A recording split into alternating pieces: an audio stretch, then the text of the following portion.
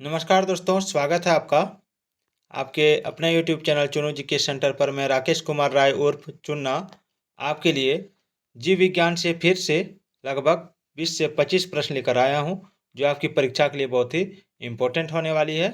चाहे आप किसी भी परीक्षा की तैयारी कर रहे हैं, JSSC, इंटर लेवल JSSC, आपका CGL या BSSC इंटर लेवल, फिर BSSC CGL या बिहार दरोगा, झारखंड पुलिस, बिहार पुलिस, या फिर आप दिल्ली पुलिस, या फिर CTET, JTET, BPSC टीचर, ठीक है, रेलवे, जिसका भी तैयारी कर रहे हैं सब में ये वीडियो काम आने वाली है। और ये आपका लूसेंट गाइड से है, जो बहुत ही इम्पोर्टेंट गाइड है जीके के लिए। तो चलिए इसको पूरा देखते हैं। पहला सवाल है कि मानव आहार में पॉलिश किए हुए चावल के उपयोग से निम्नलिखित रोग हो जाता है। कौन सा रोग हो जाता है, ये आपको बताना है। तो देखिए, इसका राइट आंसर क्या हो जाएगा? इसका राइट आंसर हो जाएगा आपका ऑप्शन ए, बेरी। चावल के उपयोग से यदि पॉलिश किया हुआ चावल आप उपयोग कर रहे हैं तो उसमें बेरी नामक बीमारी होता है। दूसरा है, विटामिन ई का महत्वपूर्ण स्रोत निम्नलिखित में से कौन है? तो देखिए, विटामिन ई का महत्वपूर्ण स्रोत होता है आपका गेहूं अंकुरित तेल। देखिए, UPPCS 2019 में पूछा गया सवाल है, UPPCS 2016 में पूछा गया सवाल है, दांतों में निम्नलिखित में से क्या होता है? तो देखिए, दांतों में जो होता है वो होता है आपका कैल्शियम। क्या होता है? कैल्शियम। चलिए, निम्नलिखित में से किस तत्व का संबंध दांतों की विकृति के साथ है? देखिए, दांतों की जो विकृति हो जाती है वो हो जाता है आपका फ्लोरीन के कारण। ये जो तत्व है, ये जब कमी हो जाता है तो दांतों की विकृति होने लगता है। देखिए, SSC 2004 में पूछा गया सवाल है। हृदय की धड़कन को नियंत्रित करने के लिए निम्न में से कौन सा खनिज आवश्यक है? तो देखिए, हृदय की धड़कन को नियंत्रित करने के लिए पोटेशियम की आवश्यकता होती है। सारा सवाल पूछा गया सवाल है। सागरीय खरपतवार किसका महत्वपूर्ण स्रोत है? तो देखिए, सागरीय खरपतवार जो है वो महत्वपूर्ण स्रोत है आयोडीन का। निम्न में से कौन आयोडीन का सर्वोत्तम स्रोत है? तो इसमें हो जाएगा आपका ऑप्शन ए, शैवाल। चलिए आगे बढ़ते हैं। उपास्थि हड्डियों के निर्माण और संपोषण में आवश्यक तत्व होता है, कौन सा होता है? तो हो जाएगा इसका राइट आंसर कैल्शियम। चलिए देखिए, सारा सवाल पूछा गया सवाल है। अगला सवाल है कि कैल्शियम की आवश्यकता निम्नलिखित में किस निमित्त में है? तो हड्डियों के विकास के लिए। ठीक है, हड्डियों के विकास के लिए, उसके बाद खून जमने के लिए, उसके बाद मांसपेशियों के कार्य करने के लिए, यानी उपयुक्त सभी हो जाएगा। देखिए, BSSC 2015 में पूछा गया सवाल है। पालक के पत्तों में किसकी मात्रा सबसे अधिक होती है? तो पालक के जो पत्ते होते हैं उसमें हो जाएगा आपका आयरन। MPPSC में पूछा गया सवाल है ये। देखिए, निम्नलिखित में से कौन आयरन का सबसे प्रचुर स्रोत है? तो आयरन का सबसे प्रचुर स्रोत जो है वो है आपका ऑप्शन ए, हरी सब्जियां। चलिए,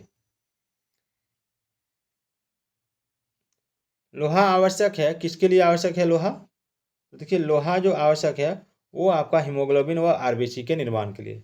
निम्नलिखित में से कौन सा खाद्य स्रोत लोहे का सर्वोत्तम स्रोत है? तो सेब हो जाएगा। चलिए आगे बढ़ते हैं। डैश की कमी से रिकेट्स नामक बीमारी होता है, तो विटामिन डी की कमी से। देखिए, सारा SSC BSSC सब में पूछा गया सवाल है। निम्नलिखित में से किस युग में सही सुमेलित नहीं है? तो सही सुमेलित विटामिन ए, वर्णांधता, ये सही सुमेलित नहीं है।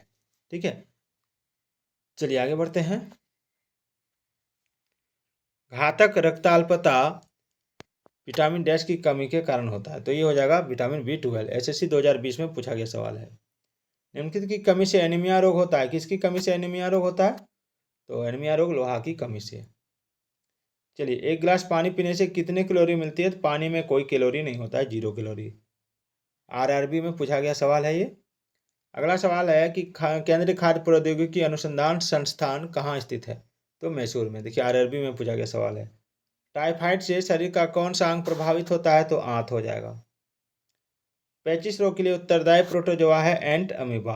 ठीक है, एंट अमीबा। चलिए, आंखों की दूरदृष्टि की बीमारी किसके कारण होती है?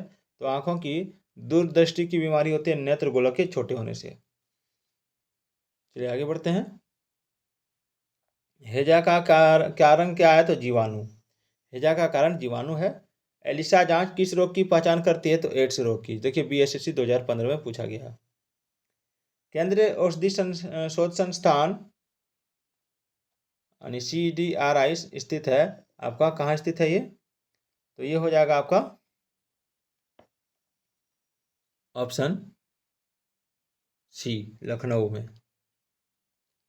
चलिए एवियन इन्फ्लुएंजा बर्ड फ्लू यानी बर्ड फ्लू विषाणु को निम्नलिखित से निरूपित किया जाता है। किससे निरूपित किया जाता है? तो ये हो जाएगा आपका ऑप्शन डी, H5N1। दांतों के क्षय रोकने के लिए अधिकांश टूथपेस्ट में क्या होता है? तो दांतों के क्षय को रोकने के लिए अधिकांश टूथपेस्ट में फ्लोराइड होता है। खसरा रोग का कारक क्या है? तो देखिए खसरा रोग का कारण है आपका विषाणु। देखिए CDS SSC में पूछा गया सवाल है। उसके बाद है कैंसर के उपचार में, 80 नंबर सवाल है, कैंसर के उपचार में निम्नलिखित में से किसका प्रयोग किया जाता है? तो देखिए कैंसर के उपचार में जो प्रयोग किया जाता है वो हो जाएगा आपका ऑप्शन सी, कीमोथेरेपी का। तो दोस्तों आज का ये वीडियो आपको कैसा लगा?